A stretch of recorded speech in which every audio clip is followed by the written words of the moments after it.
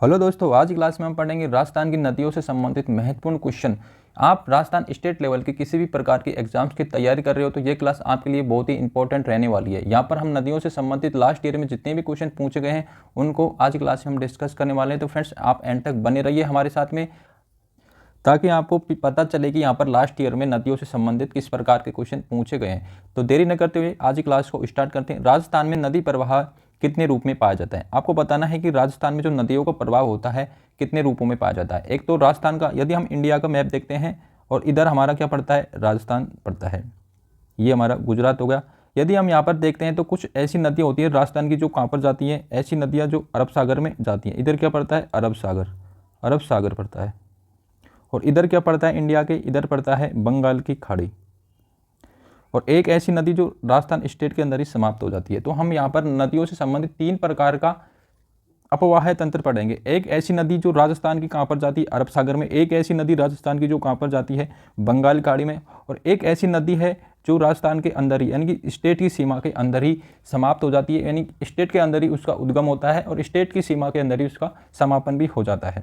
समापन यानी कि हम कह सकते हैं कि स्टेट के अंदर ही, सीमा के अंदर ही विलुप्त हो जाती है। तो राजस्थान में 3 प्रकार का अपवाह तंत्र पाया जाता है। तो आप समझ गए होंगे, आशा करता हूँ, कि एक ऐसी नदी है जो अरब सागर की ओर जाती है, एक ऐसी नदी जो बंगाल खाड़ी में जाती है, और एक नदी जो स्टेट की सीमा के अंदर ही विलुप्त हो जाती है। यानी कि हम कह सकते हैं कि जो नदी राजस्थान की जो या तो किसी सहायक नदी की हेल्प लेके अरब सागर में जा रही है या फिर बंगाल की खाड़ी में जा रही है, यानी कि डायरेक्ट भी नहीं जा रही है, तो किसी सहायक नदी के थ्रू अपना पानी या तो अरब सागर में ले जा रही है या बंगाल खाड़ी में ले जा रही है। तो फ्रेंड्स, आशा करता हूँ कि आप समझ गए होंगे। अगला क्वेश्चन है, राजस्थान के दक्षिण दिशा से प्रवेश करने वाली नदी युग्म कौन सा है? तो इसका सही आंसर होगा माही और चंबल। तो आप सभी को पता है कि माही और चंबल ऐसी नदियां हैं जो राजस्थान के कहाँ से प्रवेश करती है, दक्षिण दिशा से प्रवेश करती है। आपको पता होगा माही कहाँ पर है, राजस्थान के दक्षिण में, यानी बांसवाड़ा में प्रवेश करती है और निकल के इधर जाके गुजरात में जाके कहाँ पर चल जाती है, अरब सागर में। ठीक है, तो इस प्रकार से तो एक तो हमारी साउथ से प्रवेश कौन सी करती है, एक तो चंबल करती है, और एक कौन सी करती है, वो एक तो माही करती है, एक दूसरी कौन सी करती है, चंबल। ये करती है 84गढ़ चित्तौड़गढ़ से राजस्थान में प्रवेश करती है। और दोनों का उद्गम कहाँ से होता है, इन दोनों नदियों का उद्गम होता है एमपी से। एक इंपॉर्टेंट क्वेश्चन है कि कर्क रेखा को, कौन सी कर्क रेखा को 2 बार कौन सी नदी काटती है? तो ये माही नदी काटती है। फ्रेंड्स, आपने क्वेश्चन भी पढ़ा होगा कि कौन सी नदी है जो कर्क रेखा को 2 बार काटती है। अगला प्रश्न है, नदी, एक तो नदी दी गई है और उसकी सहायक नदी दी गई है। तो आपको बताना है कि सही सुमेलित, आपको इनको सुमेलित करना है। तो चंबल की कौन सी सहायक नदी है? तो यहाँ पर पार्वती है जो चंबल की सहायक नदी है, यानी कि ए में 4 हो जाएगा। तो ए में 4 हमारा 1 में ही आ रहा है। ठीक है, फिर दूसरा देखते हैं कि बनास नदी, तो बनास की कौन, खारी और बेडच बनास की सहायक नदियाँ हैं। देखते हैं, फिर तीसरा देखते हैं, सी में 2 आता है, सुकड़ी और जवाई, ये किसकी, लूणी की सहायक नदियाँ हैं। और चौथा नंबर पर है सोम और जाखम, ये किसकी सहायक नदियाँ, माही की सहायक नदियाँ हैं। तो हमारा यहाँ से एक में ए में 4 आएगा, बी में 3 आएगा, सी में 2 आएगा और डी में 1 आएगा, यानी कि डी में 1, सी में 2 और बी में 3, ए में 4। तो हमारे यहाँ से बी ऑप्शन सही हो जाएगा। अगला है, आपको भी यहाँ पर भी सुमेलित करना है। यहाँ पर भी एक साइड से नदी दी गई है और दूसरी साइड उसकी सहायक नदियाँ दी गई हैं। तो आपको इस प्रकार इनको मिलान करना है। अब की बार हम उल्टा देख लेते हैं कि अनास किसकी सहायक नदी है? तो अनास किसकी है? अनास है लूणी की सहायक नदी है। यानी कि हम उल्टा देख लेते हैं कि अनास किसकी सहायक नदी है? लूणी की। अब बात करते हैं बामणी की, कौन सी, बामणी की, यानी कि स्टार्टिंग से देख लेते हैं 1 नंबर से। तो यहाँ बांडी किसकी सहायक नदी है? तो हम देखते हैं बांडी 1 नंबर पे, बांडी किसकी सहायक नदी है, यानी कि लूणी की है। तो बी में 1 आएगा हमारा। ठीक है, तो अब देखते हैं दूसरा है, मानसी किसकी सहायक नदी है? तो मानसी भाई साहब ये है बनास की, किसकी है, बनास की। तो हमारा यहाँ से क्या आएगा, डी में 2 आएगा। फिर देखते हैं बामणी किसकी सहायक नदी है, यानी कि 3 नंबर। तो बामणी किसकी सहायक नदी है? बामणी है चंबल की, यानी कि ए में कितना आएगा, 3 आएगा। अब फिर एक ही ऑप्शन बच रहा है, अनास किसकी सहायक नदी है? ये है भाई साहब माही की। तो हमारा सी में कितना आएगा, सी में 4 आएगा। यानी कि हम देखते हैं कि ए में 3, ए में 3, ए में 3, अभी तो 2 में आ रहा है। ठीक है, फिर देखते हैं बी देखते हैं, बी में 1, तो एक बी में 1 इसमें आ रहा है 4th ऑप्शन में। तो हमारा यही सही ऑप्शन सही हो जाएगा। फिर देखते हैं सी में 4, तो सी में 4 आ गया। फिर देखते हैं डी में 2, तो डी में 2 हमारा। तो इस प्रकार हमारे ऑप्शन यहाँ से डी सही हो जाएगा। हमने उल्टा देखा था, यानी कि कौन सी नदी, सहायक नदी को हमने किससे मैच किया था, मेन, जो इसकी मेन रिवर से। अगला क्वेश्चन है, अनास, एराब, सोम किसकी सहायक नदियाँ हैं? अगला क्वेश्चन है हमारा, अनास, एराब, सोम किसकी सहायक नदियाँ हैं? तो ये किसकी सहायक नदियाँ हैं? तो ये हैं भाई साहब माही की सहायक नदियाँ हैं। और एक चाप नदी होती है, चाप भी किसकी सहायक नदी है? माही की सहायक नदियाँ हैं। अगला है नदी और सहायक नदी में कौन सा सही सुमेलित नहीं है। आपको एक साइड तो दी गई है जो मेन नदी दी गई है, एक दूसरी साइड में उसकी सहायक नदी दी गई है। आपको बताना है कि कौन सहायक नदी सही सुमेलित नहीं है। 6 नंबर में तो हम देखते हैं लूणी की सहायक नदी सागी है, तो ये बिल्कुल सही है। दूसरे देखते हैं माही की, ये बाकल दे रखा है तो ये हमारा गलत हो जाएगा। माही की बाकल सहायक नदी नहीं है। तो माही की सहायक नदियाँ कौन कौन सी होती है, अभी हमने देखा था इरु है, सोम है, अनास है, चाप है, एराव है। ये किसकी सहायक नदियाँ होती हैं, माही की सहायक नदियाँ होती हैं। तो ये हमारा बी ऑप्शन सही हो जाएगा। ठीक है, और बाकल किसकी सहायक नदी है, हम थोड़ा ये भी देख लेते हैं कि कभी एग्जाम में मिल गया कि बाकल किसकी सहायक नदी है। तो बाकल है भाई साहब ये कौन सी, साबरमती की, क्या है, साबरमती की सहायक नदी है। बनास कोठारी ये इसकी सहायक नदी है। काली सिंध की सहायक नदी आहू है। तो ये भी हमारे ऑप्शन सही है। तो हमारे यहाँ से बी ऑप्शन सही हो जाएगा कि माही की सहायक नदी नहीं है, बाकल किसकी है, साबरमती की सहायक नदी है, यानी कि यही हमारा सही सुमेलित नहीं है। और यदि माही की सहायक नदी बात करें तो सोम है, अनास है, चाप है, एराब, ये किसकी सहायक नदियाँ हैं, ये माही की सहायक नदियाँ हैं। अगला है क्वेश्चन, बिजराल की पानियों से निकलने वाली खारी नदी निम्न में से किस अपवाह तंत्र का भाग है। तो आपको पता है कि बिजराल की पहाड़ियाँ ये कहाँ पड़ती हैं, तो ये पड़ती हैं भाई साहब राजसमंद में। कहाँ पर पड़ती हैं, राजसमंद में। यहाँ से एक नदी निकलती है और उसका नाम क्या है, खारी नदी। राजस्थान में कौन सी नदी है, खारी नदी। बिजराल की पहाड़ियों से कौन सी नदी निकलती है, खारी नदी। और जो आपसे पूछा गया है कि ये कौन से तंत्र का हिस्सा है, अरब सागर का है कि बंगाल खाड़ी का या आंतरिक प्रवाह का है। तो ये राजसमंद से निकलकर भीलवाड़ा, अजमेर और टोंक से होते हुए ये खासकर देवली टोंक के निकट किस में मिल जाती है, बनास में। और आप सभी को पता है कि बनास किसका हिस्सा है, किस प्रकार के अपवाह तंत्र का हिस्सा है, तो यह है बंगाल की खाड़ी का, इधर आते हैं बनास में। तो ये नदी किस में आकर मिल जाती है, बनास में। और बनास किसका है, बंगाल की खाड़ी का अपवाह तंत्र का हिस्सा है। अगला है खारी नामक नदी किस नदी तंत्र का भाग है। तो अभी हमने पढ़ा है कि खारी कौन सी नदी तंत्र का भाग है। तो खारी है भाई साहब किसका, लूणी और बनास दोनों का। आपको एक थोड़ा सा कन्फ्यूजन होगा कि खारी नाम से 2 नदियाँ हैं राजस्थान में, किससे, खारी के नाम से कितनी नदियाँ हैं, 2 नदियाँ हैं। एक तो है, ये दूसरी है, ठीक है। एक तो इसका उद्गम होता है सिरोही से, कहाँ से होता है, सिरोही से। और दूसरा है बिजराल की पहाड़ी, इसका उद्गम होता है राजसमंद से। तो ये वाली सिरोही वाली है ना, जो इस किस में मिल जाती है, ये मिल जाती है लूणी में। कौन सी, लूणी नदी में मिल जाती है। और लूणी नदी किस प्रकार के अपवाह तंत्र का हिस्सा है, यह है अरब सागर का, इसका अरब सागर का।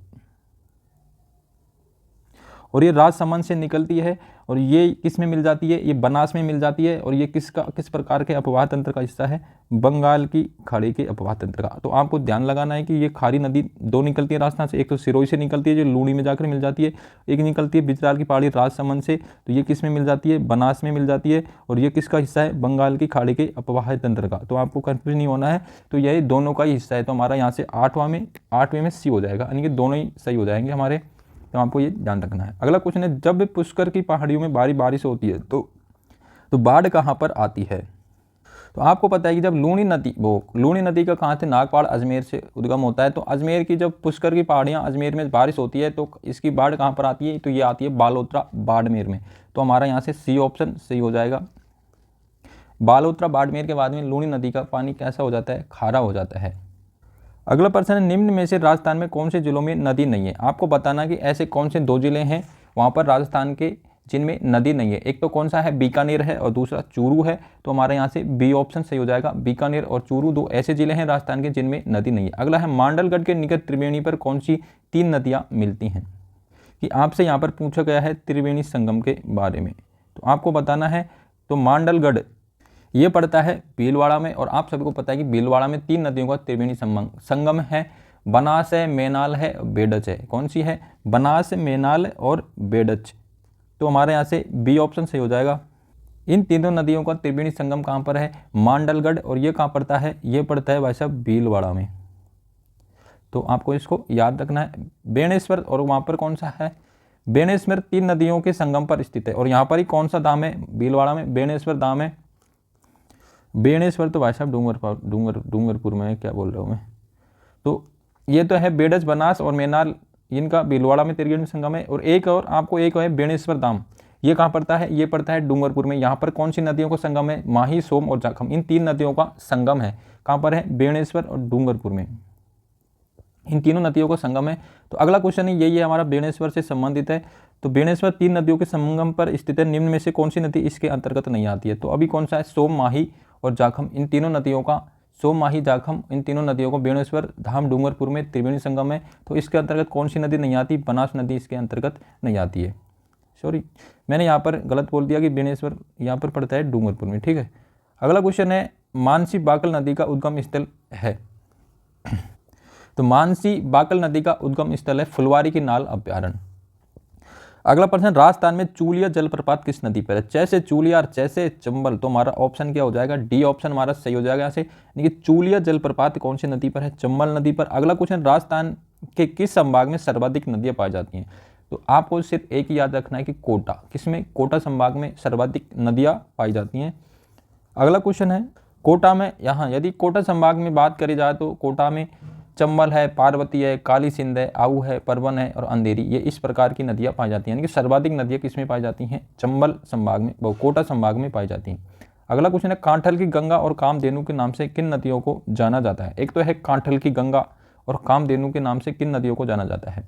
तो पहले वाले को तो आपको पता है कि कांठल की गंगा और दूसरा है Kamdhenu, first river second river. तो कांठल की गंगा को आप सभी को पता है कि किसके नाम से जानते हैं? माही नदी को कांठल की गंगा के नाम से जानते हैं, और कामधेनु को किसके नाम से जानते हैं? चंबल नदी को कामधेनु के नाम से जानते हैं। तो हमारे यहाँ से डी ऑप्शन सही हो जाएगा।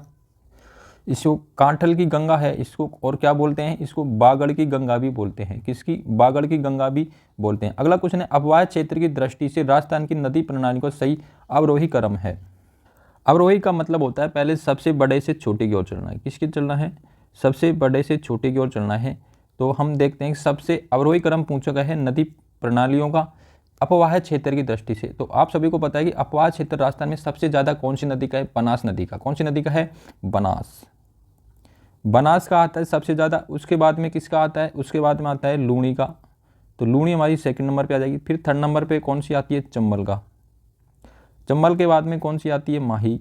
तो इस प्रकार से तो सबसे पहले यानी कि हमसे क्या पूछा गया है? इनका अवरोही क्रम पूछा गया है। तो सबसे पहले हम लिखेंगे बनास, फिर लूणी, फिर चंबल, फिर माही।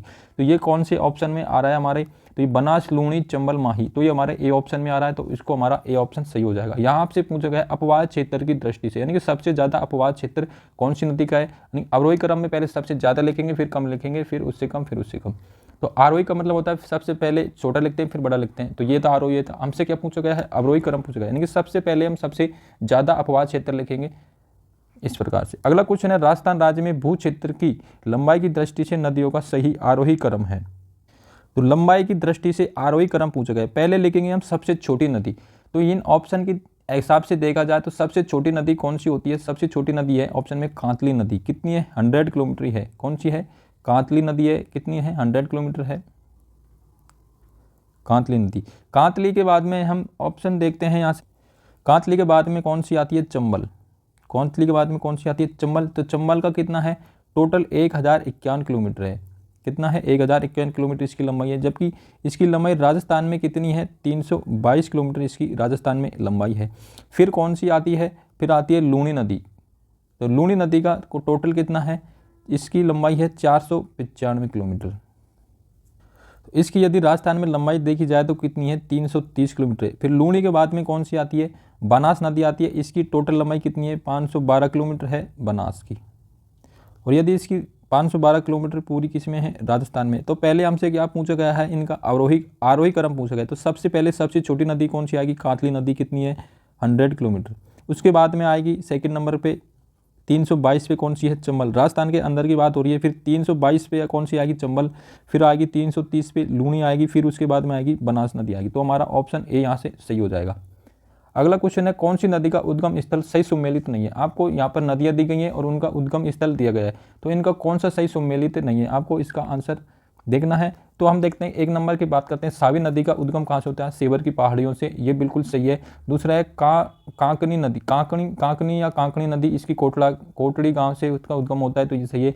बाणगंगा बैराट की पहाड़ियों से इसका उद्गम होता है जयपुर से, तो ये भी सही है। अब तीसरा है कांतली नदी नाग पहाड़ियाँ बता रहा है।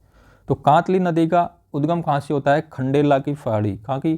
खंडेला की पहाड़ी। और ये कहाँ पड़ती हैं? सीकर में। तो ये हमारा ऑप्शन डी यहाँ से सही हो जाएगा कि ये सही सुमेलित नहीं है, और तो सही सुमेलित हैं, जबकि हमारे कांतली नदी का खंडेला की पहाड़ी सीकर से। अगला क्वेश्चन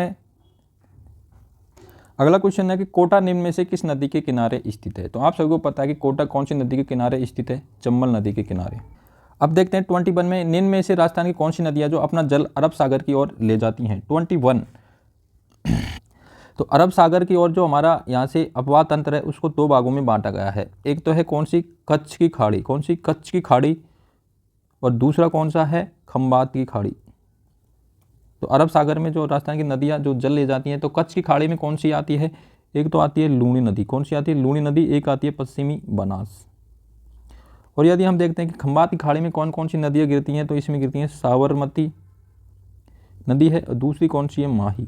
तो ये साबरमती, माही, पश्चिमी बनास और ये लूणी, ये चारों नदियाँ किसका हिस्सा हैं, अरब सागर की ओर जल ले जाती है, यानी अरब सागर अपवाह तंत्र का हिस्सा है। तो हमारा यहाँ से कौन सा ऑप्शन सही हो जाएगा, तो हमारा यहाँ से सी ऑप्शन सही हो जाएगा, यानी कि लूणी, माही, लूणी, सोम और साबरमती, तो ये चारों नदियाँ हैं। तो ये हमारा ऑप्शन सी यहाँ से सही हो जाएगा। आधी खारी आधी मीठी कौन सी नदी कहलाती है, तो आपको पता है कि आधी मीठी आधी खारी नदी कौन सी है, लूणी नदी है। और इसका उद्गम स्थल कहाँ से होता है, अजमेर से होता है। और ये बालोतरा बाड़मेर तक तो ये मीठी रहती है, फिर उसके बाद में क्या, खारी हो जाती है। इसे मरुस्थल की गंगा के नाम से भी जाना जाता है। तो हमारा यहाँ से कौन सा ऑप्शन सही हो जाएगा, बी ऑप्शन यहाँ से हमारा सही हो जाएगा। आधी खारी आधी मीठी नदी कौन सी है, लूणी नदी। बालोतरा बाड़मेर तक तो इसका पानी मीठा रहता है, फिर उसके बाद में खारा हो जाता है। अगला क्वेश्चन है, लूणी नदी का जल उद्गम से लेकर किस स्थान तक मीठा रहता है, फिर उसके बाद में खारा हो जाता है। तो हमारे यहाँ से बी ऑप्शन सही हो जाएगा, बालोतरा बाड़मेर तक।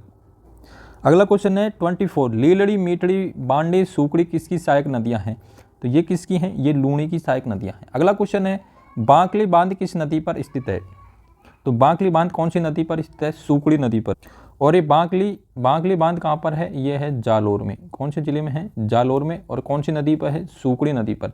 अगला क्वेश्चन, निम्न नदियों में से राजस्थान में कौन सी रुंडित सरिता कहलाती है, रुंडित नदी। सरिता का पर्यायवाचिक, वो नदी का पर्यायवाचिक शब्द क्या होता है, सरिता होता है। जिस प्रकार आँख के पर्यायवाचिक होते हैं नेत्र, नयन, चक्षु, लोचन, ये आँख के होते हैं ना, इस प्रकार से। ऐसे गणेश जी को बोलते हैं लंबोदर, इस प्रकार से इनका पर्यायवाचिक शब्द है सरिता। सरिता मतलब होता है नदी। तो निम्न में से राजस्थान की कौन सी नदी रुंडित नदी के नाम से जानी जाती है, तो ये कौन सी है, बाणगंगा नदी है। इसको हम किसके नाम से भी जानते हैं, अर्जुन की गंगा के भी नाम से जानते हैं। इसको ताला नदी की भी संज्ञा दी गई है, किसकी, अर्जुन की गंगा या ताला नदी की। इसका उद्गम स्थान कहाँ से होता है, बैराट की पहाड़ियाँ जयपुर से होता है। अगला क्वेश्चन है, नदी कौन सी नदी है जो राजस्थान के दक्षिण में प्रवेश करने के बाद दक्षिण से प्रवेश करके पश्चिम में प्रवाहित होकर पुनः दक्षिण की ओर मुड़ जाती है।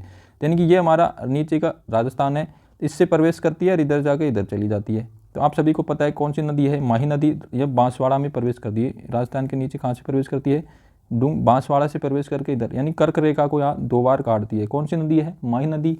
तो हमारे यहाँ से 27 में बी ऑप्शन सही हो जाएगा।